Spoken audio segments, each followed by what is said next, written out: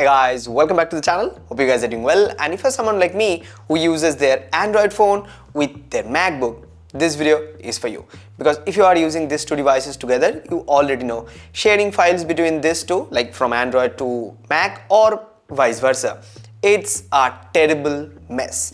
Because Android has quick share to share files, but Mac doesn't support that, and Mac has Airdrop, but Android doesn't support that. So to bridge that gap, we have a different software rather, which is LocalSend. Okay, so now let me show you how you can install LocalSend on your devices. Just search for LocalSend, go to their website, and as you guys can see, the download button is right here. And now choose your preferred platform. Like here we have the windows.exe file.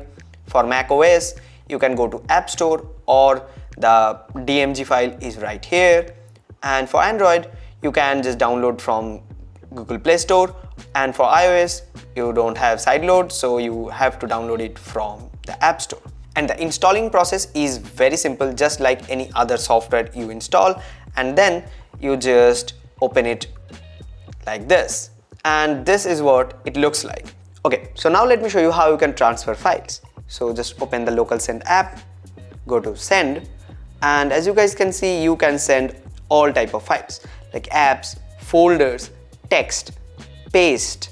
I mean, you can copy and paste media file. So let me show you media, and everything else works just exactly the same way. So just go into media, select something and set confirm.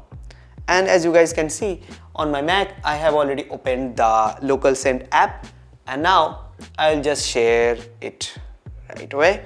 And as you guys can see, there's a pop-up on my Mac, and I just have to select accept, and it's done. And now let me show you the file. See, it's already here. Now let me show you how it works from Mac to Android. Just go into send and select file, and let's select this one,